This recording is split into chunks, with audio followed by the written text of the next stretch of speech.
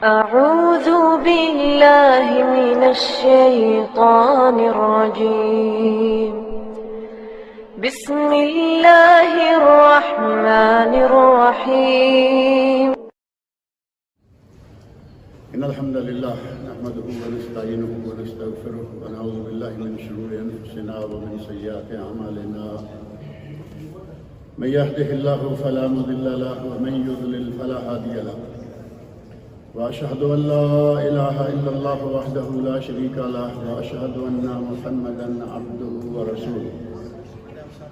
أما بعد فإن خير الحديث كتاب الله وخير الهدي هدي محمد صلى الله عليه وسلم وشر الأمور محدثاتها وكل محدثة بدعة وكل بدعة ضلالة وكل ضلالة في النار.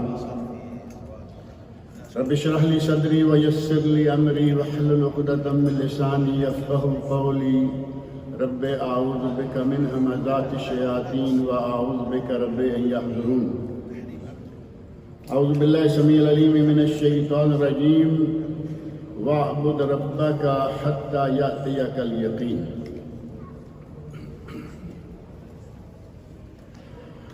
رمضان کا مبارک مہینہ آیا اور چلا گیا،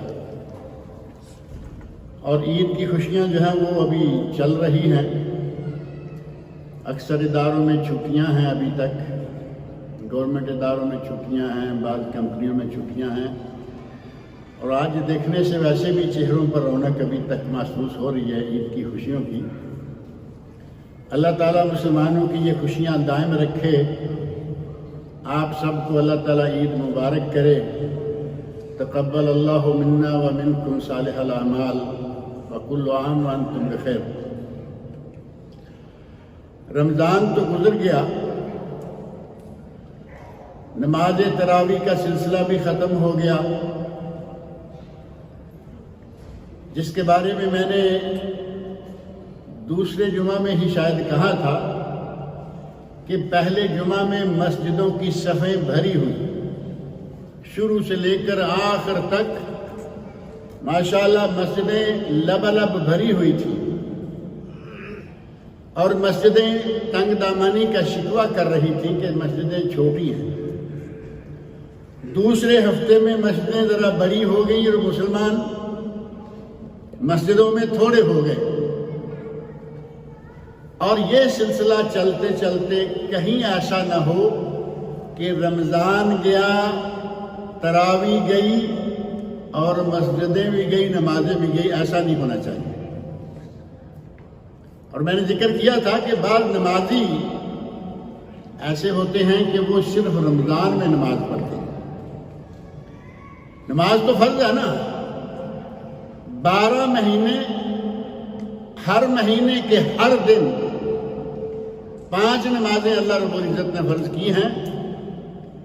نبی اکرم صلی اللہ علیہ وسلم نے ساری اور روزانہ 5 نمازیں پڑھی، رمضان ہو غیر رمضان ہو. اور جو رمضان کا رب ہے، کیا اب وہ شوال کا رب نہیں ہے؟ شوال کا رب بھی وہی ہے،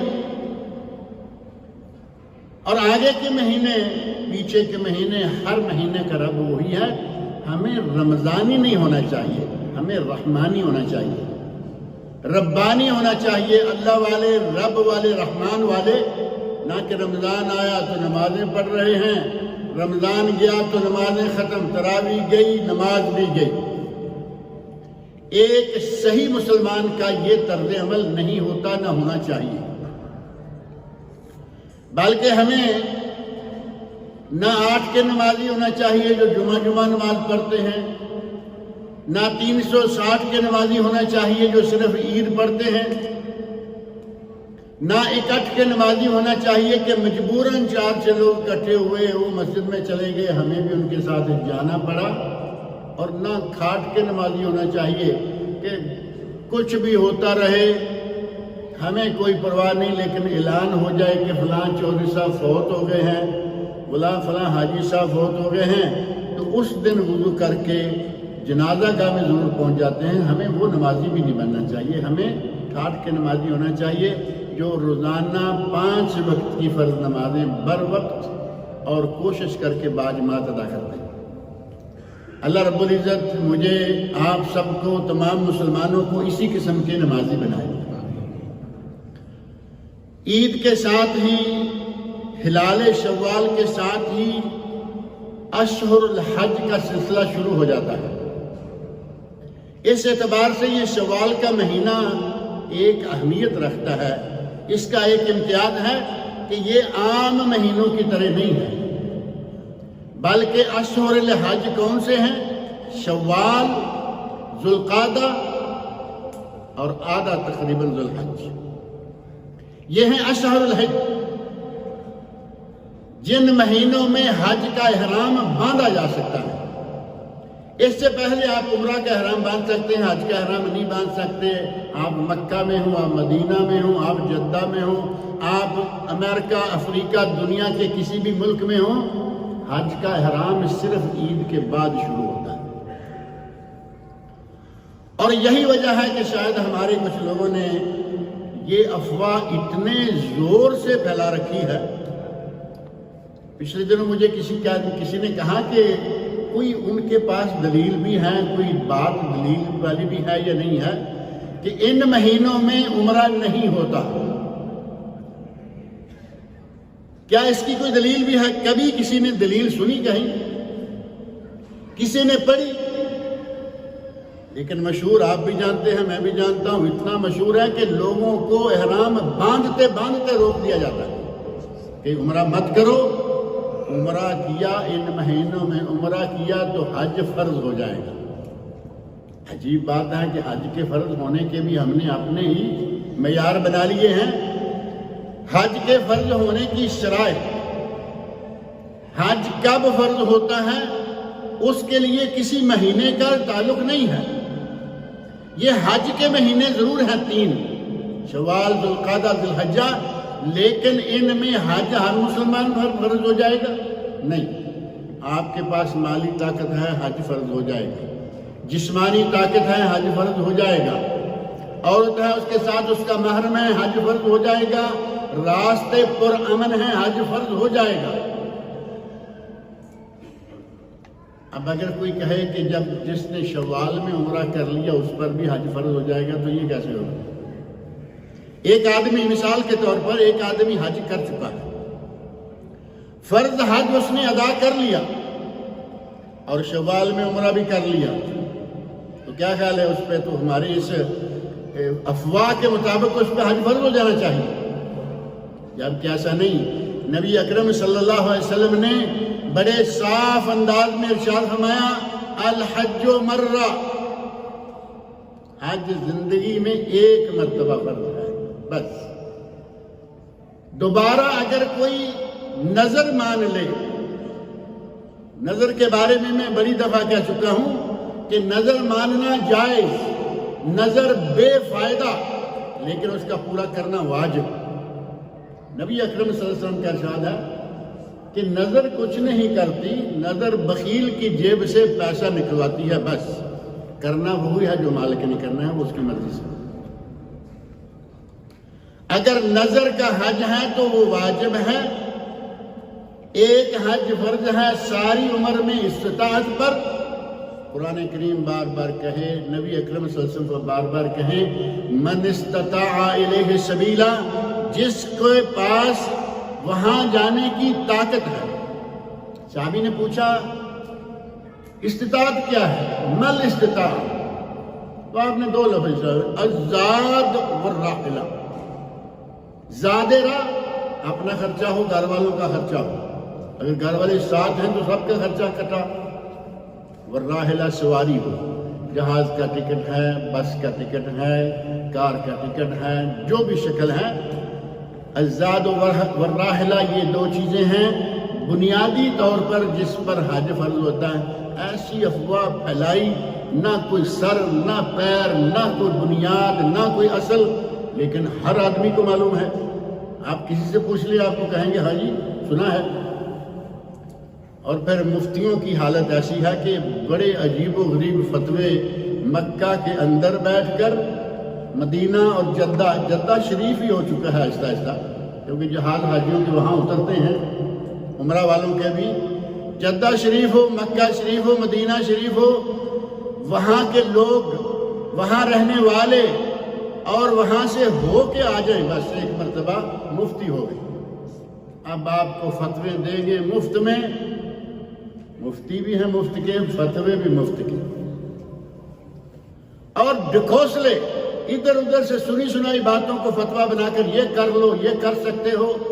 نبی صلی اللہ علیہ وسلم نے 5 میقات مقرر فرمائے، کوئی پرواہ نہیں۔ ابھی کل مجھے کسی نے کہا کہ کوئی کسی باہر کے ملک سے آیا ہے اور وہ مکہ میں آ گیا ہے، باہر کے ملک سے آیا ہے، مکہ میں آ گیا ہے۔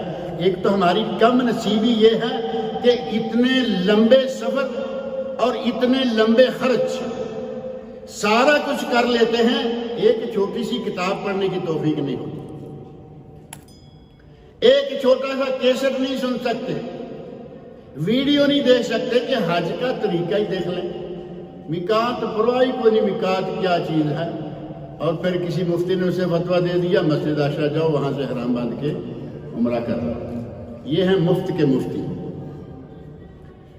اسے میقات تک بھیجو۔ میقات مسجد عائشہ ام المومنین عائشہ رضی اللہ عنہ کے نام سے تنعیم اہل مکہ کی میقات ہے، باہر والوں کی نہیں۔ یہاں سے ہم جاتے ہیں تو ہمارے راستے میں میقات کون سی پڑتی ہے؟ ہوائی جہاز پر ہوں تب بھی طائف، اور اگر گاڑی سے جا رہے ہیں تب بھی طائف، السیل الکبیر۔ جدہ اتریں، مکہ جائیں، مزے سے ہوٹل لیں، اپنے آرام سے بیٹھیں، مسجد عائشہ گئے، آ کے عمرہ کر لیا، عمرانہ ہو گیا، خالہ جی کا گھر ہو گیا، جب چاہیں جیسے چاہیں چلے جائیں۔ نبی اکرم صلی اللہ علیہ وسلم نے وقت لنا رسول اللہ صلی اللہ علیہ وسلم، راوی حدیث صحابی کہتے ہیں کہ نبی صلی اللہ علیہ وسلم نے ہمارے لیے میقات مقرر فرمائے، کوئی پرواہ نہیں، جیسے چاہیں فتویٰ دیا اور لوگوں کو آگے پیچھے کر دیا۔ یہ مسائل انشاءاللہ چلتے رہیں گے، اگلا مہینہ بھی ہے اور اس سے اگلا مہینہ بھی۔ اس وقت جو خاص بات کرنی ہے آپ سے وہ تھوڑی سی میں نے کر دی ہے کہ نمازیں پڑھتے رہے، تراویح پڑھتے رہے۔ اب یہ نمازیں چھوٹ نہیں جانی چاہیے، ہمیں نمازی رہنا چاہیے، ایک بات۔ اور دوسری بات یہ کہ رمضان کا مہینہ ہم نے قرآن کریم کی تلاوت بہت کی ہے الحمدللہ، پچھلے مہینوں سے تھوڑا اسپیشل رکھا، قرآن کریم کو اوپر سے اتار کے رکھا، جھاڑ کے رکھا، قریب رکھا۔ تو کیا واپس رکھ دیا ہے یا نیچے ہی ہے؟ اب اس کو نیچے ہی رہنے دو۔ قرآن کریم کو اتنا قریب رکھو کہ آپ کی نظر پڑتی رہے، دل کے اندر اس کا مقام موجود رہے۔ ایسا نہ ہو کہ کتاب اللہ کو پھر جھاڑ پھونک کے اچھی طرح خوبصورت لباس پہنایا، غلاف پہنایا اور پھر اوپر پہنچا دیا، اور پھر ہماری دسترس سے باہر ہو جاتا ہے۔ ساری عمر ادب کے نام سے قرآن کے بے ادب بنے رہتے ہیں۔ قرآن کو چھوڑ دینا بے ادبی ہے یا نہیں؟ نام ادب کا، کہیں پیچھا نہ ہو جائے۔ یہ دیکھو قرآن کریم پڑھے ہوئے ہیں الحمدللہ، یہ کتنے یہ جو جہاں لوگ بیٹھ رہے ہیں ان کے پیچھے چھوٹی چھوٹی شیلفیں لگی ہوئی ہیں، مسجدیں قرآن سے بھری ہوئی ہیں، لوگ آ رہے ہیں جا رہے ہیں۔ انسان کے دل کے اندر اگر قرآن کریم کا احترام ہے تو پیچھا کرنے سے بے ادبی نہیں ہوتی۔ ہم نے معیار بنایا اور اس معیار کے نتیجہ میں قرآن کو ہم نے اپنی آنکھوں سے دور کر دیا۔ قرآن کریم کو اپنی آنکھوں کے سامنے رکھیں تاکہ قرآن کہیں ہمارے بارے میں شکایت نہ کرے۔ اور قرآن زیادہ نہیں تو نبی اکرم صلی اللہ علیہ وسلم ارشاد فرماتے ہیں کہ یہ اگر 100 آیت کتنی بنتی ہے؟ 1 2 3 صفحے ہو گئے بڑے، ٹائم کتنا لگے گا؟ 6-7 منٹ۔ جو تھوڑا اچھا پڑھتے ہیں 6-7 منٹ میں، اور جو ہماری طرح ذرا تھوڑے دھکے لگا کے پڑھتے ہیں ان کے 10 منٹ لگ جائیں گے۔ جو آدمی رات میں، نبی صلی اللہ علیہ وسلم کا ارشاد، رات میں جو آدمی 100 آیت پڑھ لیتا ہے اللہ رب العزت اسے قانتین میں سے لکھ لیتا ہے۔ قانتین قرآن کریم میں صفت آئی نا، مومنین قانتین، اللہ تعالیٰ اسے قانتین میں سے، یعنی اللہ کے سامنے دلجوئی کے ساتھ، یکسوئی کے ساتھ اللہ کے سامنے کھڑا رہنے والا۔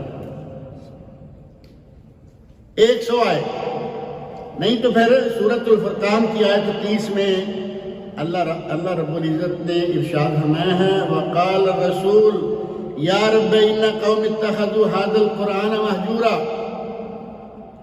اے میرے رب، رسول اللہ صلی اللہ علیہ وسلم کہیں گے اے میرے رب میری قوم نے قرآن کو چھوڑ دیا۔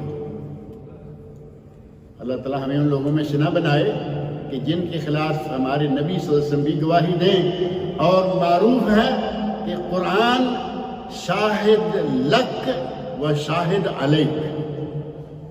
عربی زبان کی کتنی طاقت ہے ماشاءاللہ۔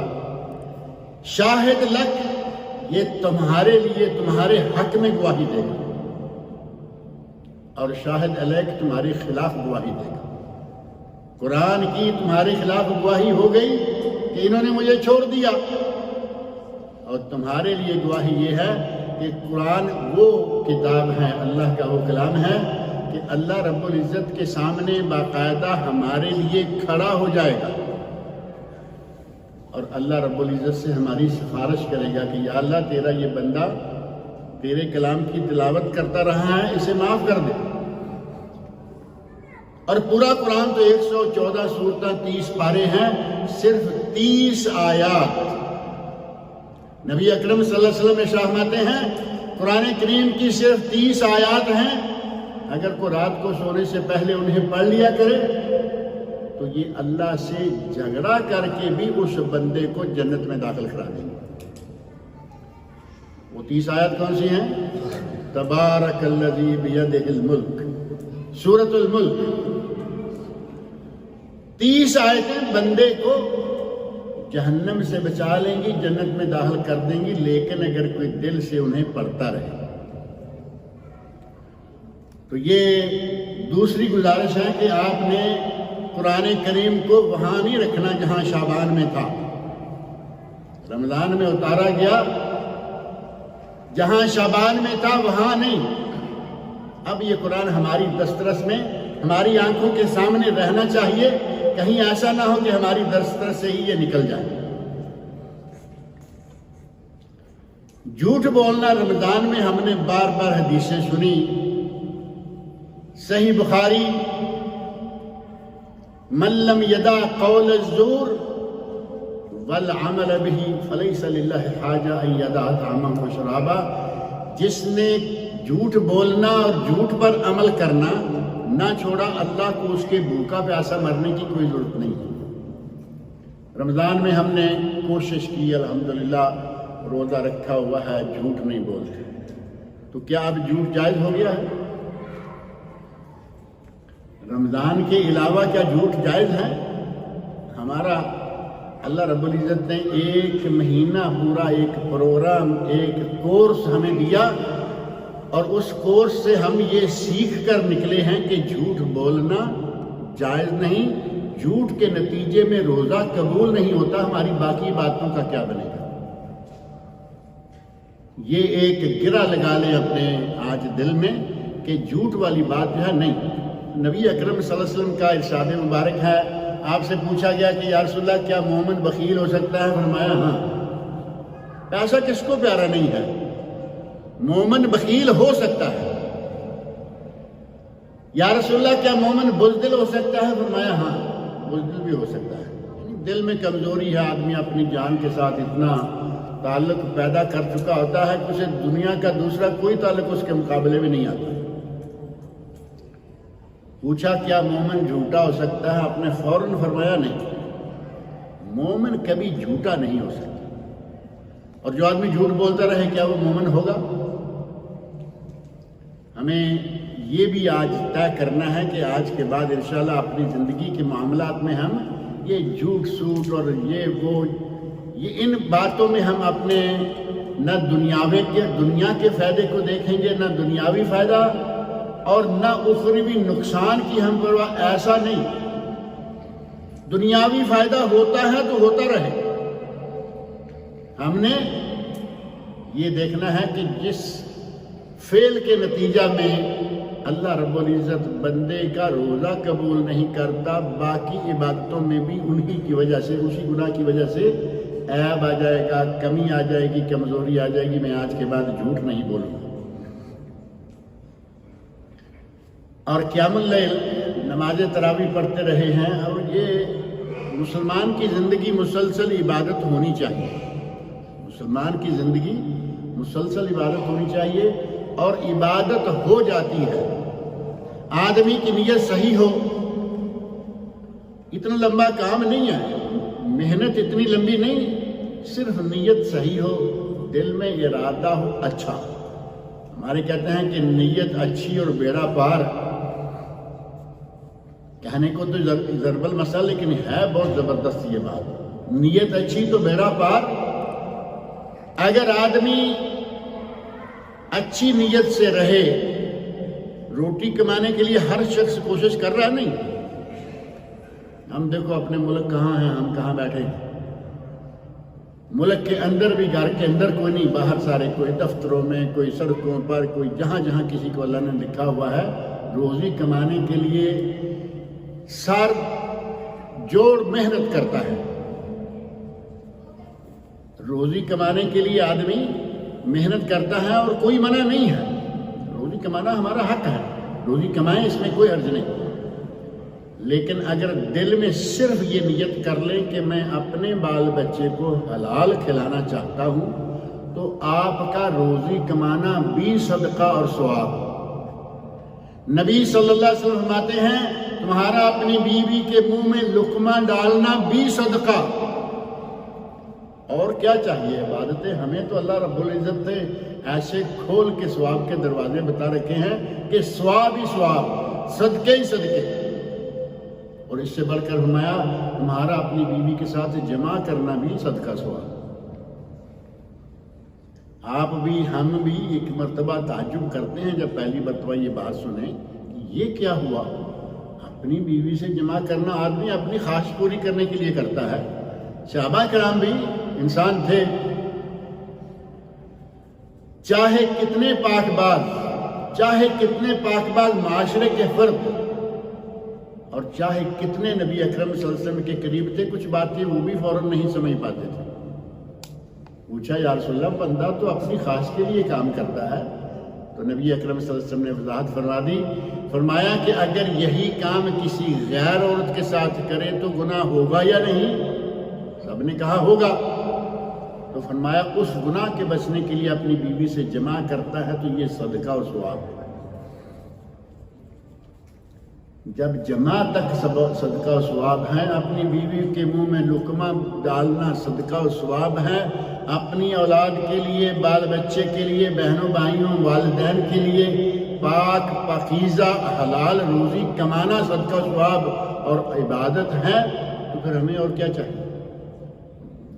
اور اس کے لیے کچھ خرچہ نہیں آتا. کماتے سارے ہیں، صرف دو باتیں چھوٹی چھوٹی. ایک یہ کہ دل میں نیت صحیح ہو کہ میں اپنے لیے، اپنے والدین کے لیے، بہن بھائیوں، اولاد کے لیے حلال کماؤں گا. اور دوسرا واقعی حلال کمائے بھی، واقعی حلال کمائے. ایسا بھی نہیں کہ دل میں نیت تو یہ رکھی ہوئی ہے، رشوت بھی لیے جاتا ہے، بینک کا سود بھی کھائے جاتا ہے، ادھر ادھر ہاتھ لگے تو وہ بھی اڑا جائے.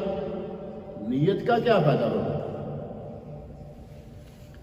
نیت رکھے اور عملاً بھی ثابت کرے کہ واقعی کسی حرام چیز کی طرف وہ نہ آنکھیں پھیرتا ہے نہ ہاتھ لگاتا ہے. اگر صحیح معنوں میں حلال کی. اور یہ بھول جائیے کہ آج ہم جیسے کیسے پیسہ اکٹھا کر لیں گے، ہمیں کون پوچھنے والا ہے. یہاں تو واقعی ہو سکتا ہے کہ آدمی نکل جائے، یہاں تو بڑے بڑے کام کر کے لوگ نکل جاتے ہیں، حکومتوں سے نکل جاتے ہیں. ایک دن ہو نا کہ حکومت پکڑ لے گی، حکومتوں کے قبضے سے بھی نکل جاتے ہیں، دوسرے ملکوں میں نکل جاتے ہیں. لیکن ایک دربار اور ایک حکومت ایسی آنے والی ہے، اور ہے اس وقت بھی موجود ہے. اس دربار سے کوئی بھاگ نہیں سکتا، اس حکومت سے، اس حاکم کے قبضہ سے کوئی بھاگ نہیں سکتا. انسان ہو جن کیوں نہ ہو۔ اللہ رب العزت نے تو قرآن کریم میں سورہ الرحمن میں فرمایا یا معاشر الجن والانس ان استطعتم ان تنفذوا من اقطار السماوات والارض فانفذوا لا تنفذون الا بسلطان۔ اے جنوں انسانوں، اگر اللہ کی حکومت سے بھاگ سکتے ہو بھاگ کے دکھاؤ۔ لا تنفذون، نہیں بھاگ سکو گے الا بسلطان، جہاں بھی جاؤ اس کی حکومت موجود ہے، اس کا قبضہ موجود ہے، جب چاہے تمہیں دبوچ لے۔ بھاگ کے جانے والی کوئی بات نہیں ہے۔ اللہ رب العزت پوچھ لے گا کہ پیسہ حلال سے کمایا تھا یا حرام سے کمایا تھا، اور صرف پیسہ کا حلال کما لینا ہی نہیں بلکہ نبی صلی اللہ علیہ وسلم نے فرمایا کہ پیسہ خرچ کہاں کیا ہے وہ بھی پوچھا جائے گا۔ پیسہ حلال سے کما تو لیا، فیکٹری لگائی، مل لگائی، بہت بے شمار پیسہ کمایا، وہ حلال ذرائع ہیں، ٹیکسٹائل مل ہے، شوگر مل ہے، یہ مل ہے، وہ مل ہے، حلال ذرائع ہیں، پیسہ بے شمار کما لیا۔ صرف کہاں سے کمایا یہ نہیں، لگے ہاتھوں دوسرا سوال ہوگا کہ کہاں لگایا۔ اگر پیسے کو حرام جگہ پر خرچ کیا، ایک حلالہ بھی حرام خرچ کیا تو وہ تبذیر۔ قرآن کریم میں اللہ تعالیٰ نے فرمایا ہے وَلَا تُبَذِّرْ تَبْذِيرًا إِنَّ الْمُبَذِّرِينَ كَانُوا إِخْوَانَ الشَّيَاطِينَ۔ جو فضول خرچ ہیں وہ شیطانوں کے بھائی ہیں۔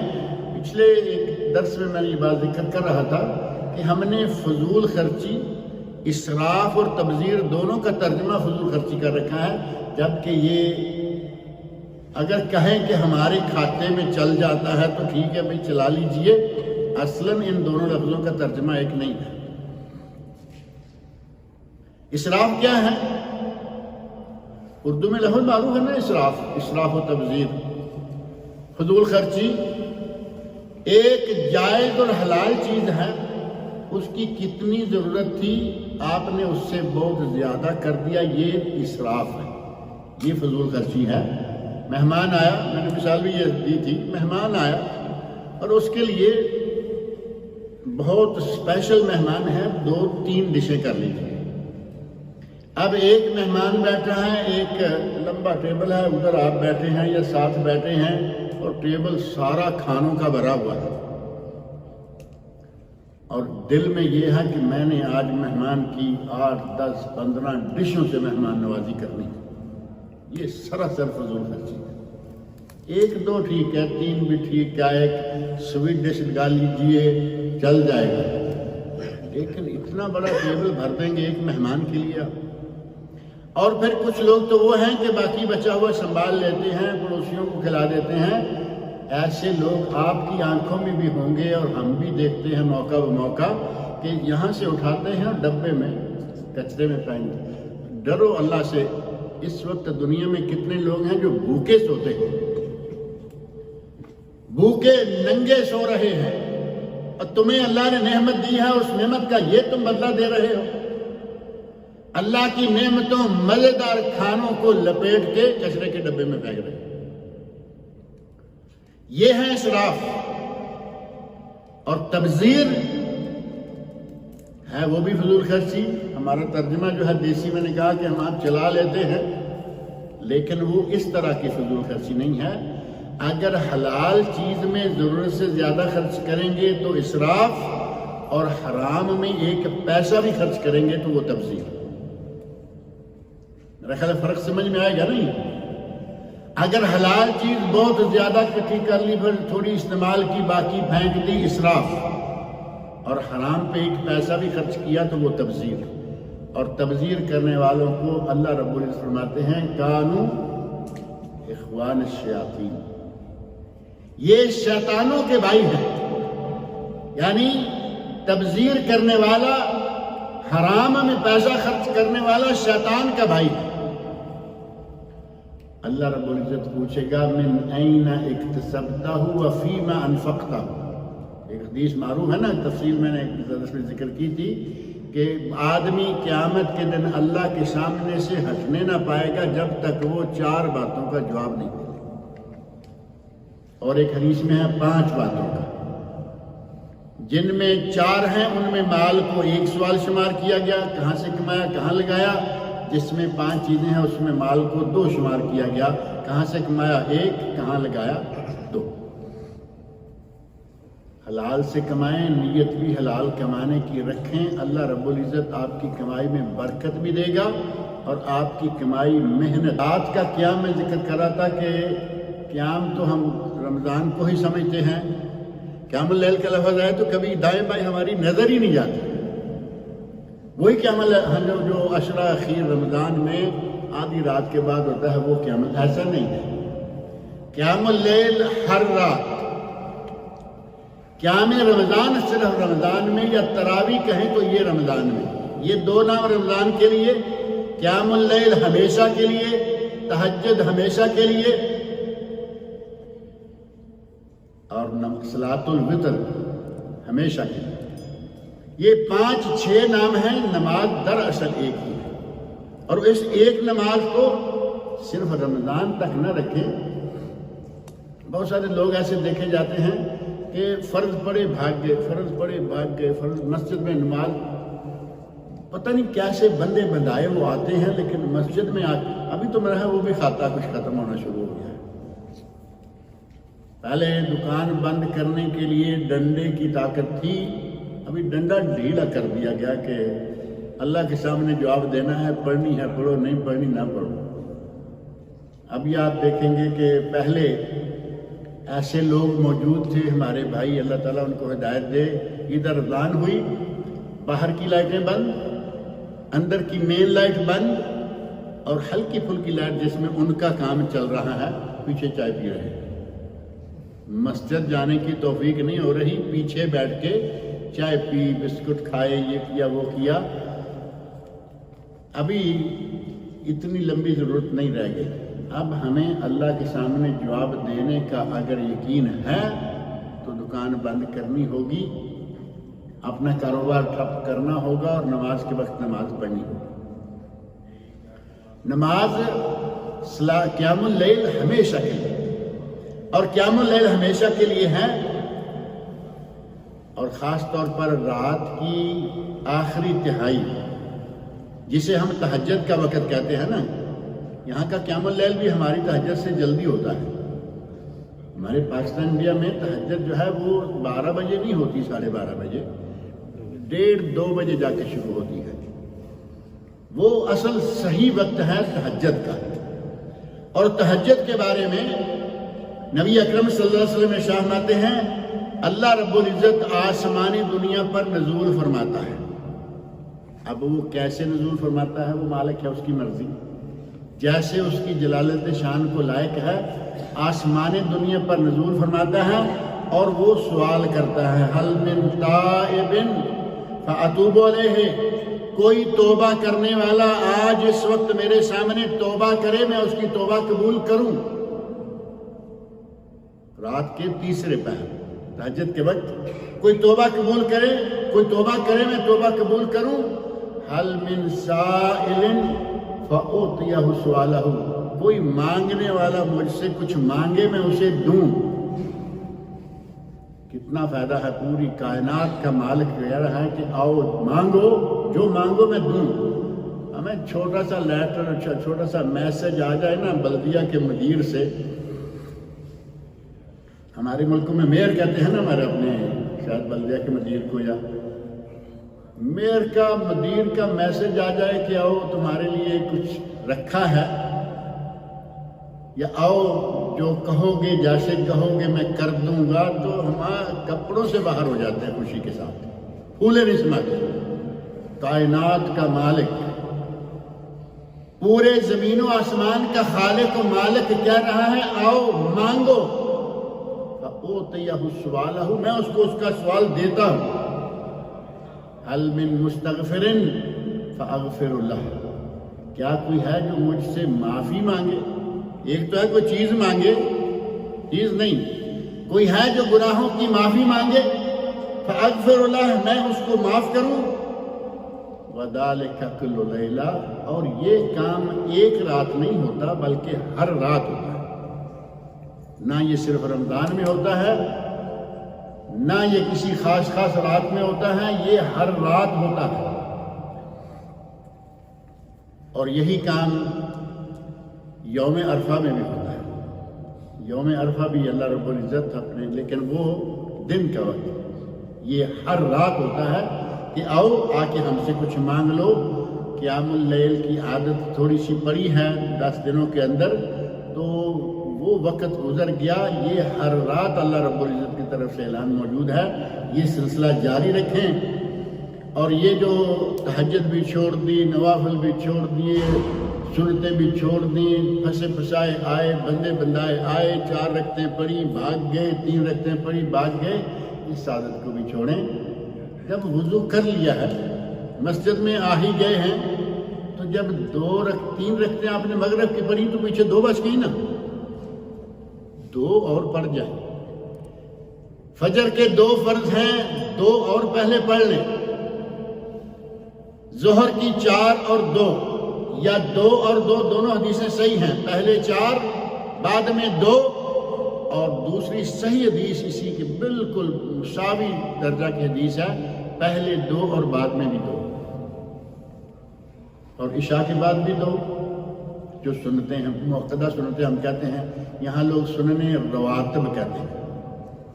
سنت مؤکدہ دن میں 12، کوشش کریں پڑھا کریں۔ نبی اکرم صلی اللہ علیہ وسلم فرماتے ہیں من صلی للہ 12 رکعہ، جس نے اللہ کے لیے 12 رکعتیں پڑھی، 12 منتی ہے نا سنتے ہیں، من صلی للہ 12 رکعہ بنی لہ بیت فی الجنہ، یا بن اللہ لہ بیت فی الجنہ، جو 12 رکعتیں پڑھے روزانہ اللہ اس کے لیے جنت میں گھر بنائے گا۔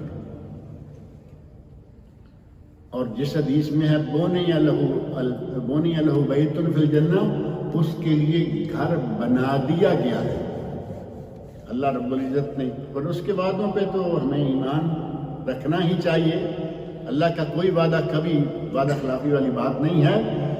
وہ فرما رہا ہے کہ نبی اکرم صلی اللہ علیہ وسلم کے زبان مبارک ہے، اس کے لیے جنت میں اللہ تعالیٰ گھر بنا دیتا ہے۔ اور اسی طرح جس طرح نفل نمازیں ہیں، صبح ایک اشراق ہے، سورج نکلنے کے 15 منٹ بعد کبھی کبھی پڑھا کریں، روز تو ضرور بعض لوگوں سے ممکن نہیں ہے، کبھی کبھی سے۔ فجر کی نماز پڑھی، اللہ کرتے رہے 2 رکعت نماز صلاۃ الاشراق۔ نبی صلی اللہ علیہ وسلم فرماتے ہیں جس نے فجر پڑھی اور ذکر و اذکار میں مشغول رہا، سورج نکلنے کے بعد اشراق 15 منٹ کے بعد تقریباً اس کا وقت لکھا رہتا ہے، 15 منٹ کے بعد 2 رکعتیں پڑھی، اس کو اللہ پورے حج اور عمرہ کا ثواب دے گا۔ آپ اندازہ کریں 2 رکعتیں ہیں، پورے حج اور عمرہ کا اللہ ثواب دیتا ہے۔ اسی طرح صلاۃ الضحیٰ ہے، 4 رکعتیں، 6 رکعتیں، 8 رکعتیں۔ قدسی حدیث میں اللہ رب العزت فرماتے ہیں اے میرے بندے، تو 4 رکعتیں دن کے شروع میں پڑھ، باقی تیرا کھاتا میں سیدھا کر دوں گا۔ شروع میں 4 رکعتیں، شروع دن میں، جیسے اشراق کے بعد جو ہے صلاۃ الضحیٰ کا وقت، اشراق اور صلاۃ الضحیٰ بعض لوگوں نے کہا ایک ہی نماز ہے، نام الگ الگ ہے نام، لیکن نماز ایک ہے۔ لیکن نبی اکرم صلی اللہ علیہ وسلم کی احادیث سے پتہ چلتا ہے کہ یہ 2 وقتوں میں پڑھی جائے گی، نام ایک رکھیں یا 2 کریں۔ اشراق اور ضحیٰ نام بھی تو 2 ہے نا، نماز ایک، وہاں 2 رکعتیں ہیں اور یہاں 4 رکعتیں ہیں، کم از کم 4 رکعتیں صلاۃ الضحیٰ کی۔ نبی اکرم صلی اللہ علیہ وسلم عموماً کتنی پڑھا کرتے تھے؟ 8 رکعتیں۔ آپ عموماً 8 رکعتیں صلاۃ الضحیٰ پڑھا کرتے تھے۔ صلاۃ الضحیٰ پڑھا کریں، اشراق پڑھا کریں۔ نوافل کی بہت جگہ ہے، اور فرض روزے گزر گئے لیکن نفل روزے سال پر چلتے رہتے ہیں۔ اب ایک روزہ اللہ کسی کو توفیق دے تو ایک ہے صوم داؤدی، حضرت داؤد علیہ السلام کا روزہ، ایک روزہ ایک چھٹی، ایک روزہ ایک چھٹی۔ اور جو آدمی کہے کہ نہیں یہ ایسا کیا ہے، میں تو مسلسل رکھ سکتا ہوں، نبی صلی اللہ علیہ وسلم فرماتے ہیں جس نے ہمیشہ مسلسل روزہ رکھا اس نے روزہ رکھا ہی نہیں. یعنی یہ حد سے بڑھنے والی بات ہے. ہمیشہ نہیں، ایک چھٹی ایک روزہ جائز صوم داؤدی. نبی اکرم صلی اللہ علیہ وسلم پیر اور جمعرات کا روزہ رکھتے، اور پیر اور جمعرات جیسے آدمی انتظار میں ہوتا ہے، تلاش میں ہوتا ہے، یتحرا، آپ تلاش کرتے تھے پیر اور جمعرات کو. ہلال عید، ہلال شوال، ہلال رمضان، اس کے بارے میں لیلۃ القدر کے بارے میں کہا گیا کہ اس کو تلاش کرو. وہاں بھی من اراد ان یتحرا فلیتحرا، جو لیلۃ القدر کو تلاش کرنا چاہے وہ اس لیلۃ القدر کو کب تلاش کرے؟ تاخراتوں میں. وہی لفظ یہاں ہے کہ نبی اکرم صلی اللہ علیہ وسلم پیر اور جمعرات کو تلاش کرتے تھے، یعنی انتظار میں ہوتے تھے کہ پیر آنے والا ہے، اب جمعرات آنے والی ہے. آپ عموماً یہ 2 دن کا روزہ رکھتے تھے. صحابہ نے پوچھا یا رسول اللہ آپ یہ 2 دن کا روزہ بہت رکھتے ہیں. فرمایا تورد فیہ الاعمال علی اللہ، ان 2 دنوں میں تورد فیہم الاعمال علی اللہ، ان 2 دنوں میں بندوں کے اعمال اللہ کے حضور پیش کیے جاتے ہیں. یعنی رپورٹ کی جاتی ہے کہ یہ پچھلے 3 دن میں اس نے کیا کیا. اللہ کے فرشتے اللہ کے سامنے جا کے بندے کی رپورٹ دیتے ہیں کہ تیرے بندے نے پچھلے ہفتے میں یہ کارروائی کی ہے، یہ کچھ کیا ہے. فَأُحِبُّ أَن يُعْرَضَ عَمَلِي وَأَنَا صَائِمٌ، اور مجھے یہ پسند ہے کہ میرا عمل جب اللہ کے حضور پیش ہو تو رپورٹ کے آخر میں کیا لکھا ہوا ہوگا کہ تیرا بندہ اس وقت روزے سے ہے. پیر جمعرات کا اگر ہو سکے تو روزہ رکھا کریں. ایک ہر مہینے میں 3 روزے ہیں. ایک تو مطلق ہے کہ ہر مہینے میں 3 روزے رکھیں. جو آدمی رمضان کا روزہ رکھے اور ہر مہینے میں 3 روزے رکھے کا صیام الدہر، نبی اکرم صلی اللہ علیہ وسلم فرماتے ہیں کہ وہ ایسے ہی ہو جائے گا جیسے کہ اس نے ہمیشہ روزے رکھے ہیں. اور حضرت ابو ذر غفاری رضی اللہ عنہ فرماتے ہیں کہ مجھے نبی اکرم صلی اللہ علیہ وسلم نے فرمایا کہ ابو ذر اگر روزے رکھنے ہیں، 3 روزے رکھنے ہیں تو خاص 3 دنوں میں رکھا کرو. وہ کون سے دن مقرر فرما دیے؟ میں 13، 14 اور 15 مہینے کی 3 دن کو ایام بیض کہا جاتا ہے. ایام بیض ابیض سے یعنی سفید. دن تو سارے سفید ہوتے ہیں، اصل میں یہ راتیں سفید ہوتی ہیں. 13، 14، 15 میں چاند مکمل ہوتا ہے نا، تو ایام بیض کے روزے، کیونکہ روزہ دن کو رکھنا ہے، رات سفید ہے، اسی حوالے سے ان کا نام رکھ دیا گیا ایام بیض کے روزے. تو یہ 3 روزے جو ہیں کوشش کر کے رکھا کریں. نبی اکرم صلی اللہ علیہ وسلم رکھا کرتے تھے. اگر 3 روزے آپ ہر مہینے میں ایام بیض کے رکھ لیتے ہیں، کبھی ایام بیض آگے پیچھے ہو گیا، چھوٹ گیا، پہلا چھوٹ گیا، تیسرا چھوٹ گیا، کسی دوسرے دن میں رکھ لیں. کم از کم مہینے میں 3 روزے کر لیں. آپ ایسا ہوگا جیسا کہ ہمیشہ کے روزے دار ہیں.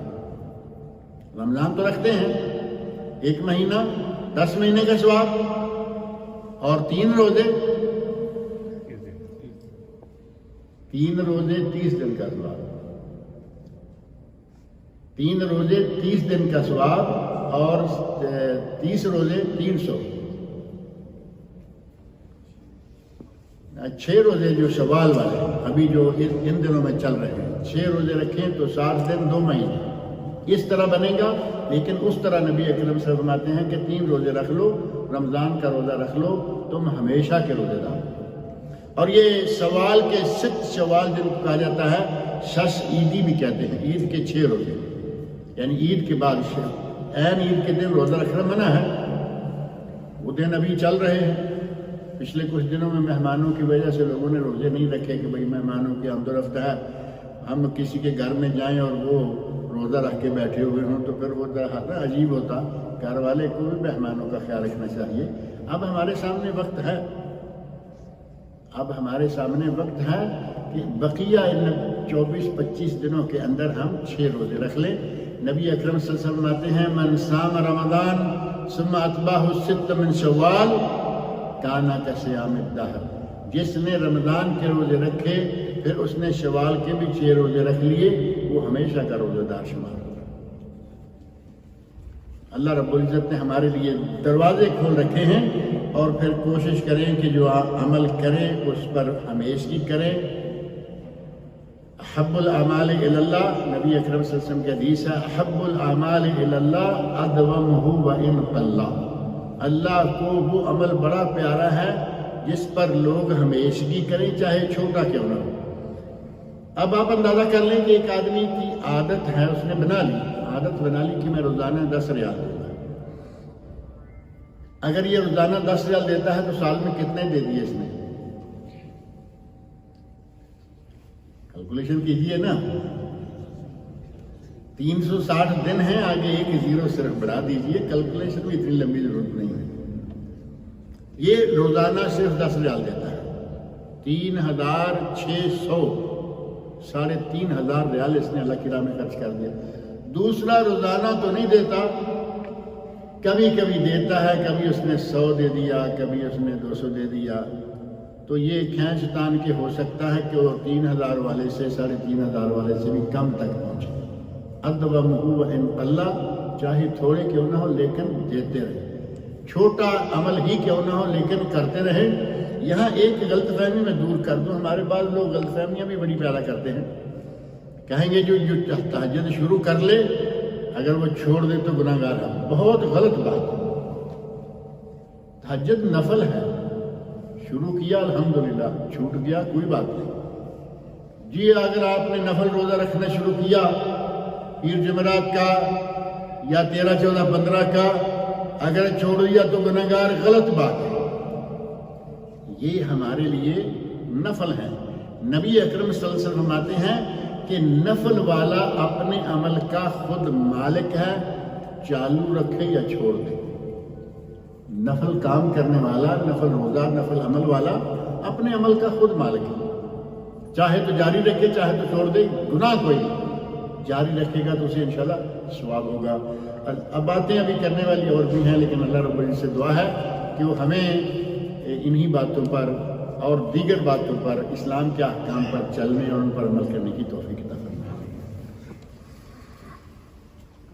ایک سوال کسی نے لکھا ہے کہ کیا سنت نماز 4 رکعت ساتھ پڑھی جا سکتی ہیں یا 2 کر کے پڑھنا ہی بہتر اور افضل ہے، اور ثواب بھی زیادہ ہو جائے گا۔ 2 پڑھنے میں درود شریف 2 مرتبہ آئے گا نا، اتحیات 2 مرتبہ آئے گا، دعائیں 2 مرتبہ آئیں گی، اسلام 4 آئیں گے، تو اس سے ثواب بڑھ جاتا ہے۔ لہذا 2 رکعتیں کر کے ہی نوافل کو ادا کرنا چاہیے۔ اللہ تعالیٰ مجھے اور آپ سب لوگ کے نیک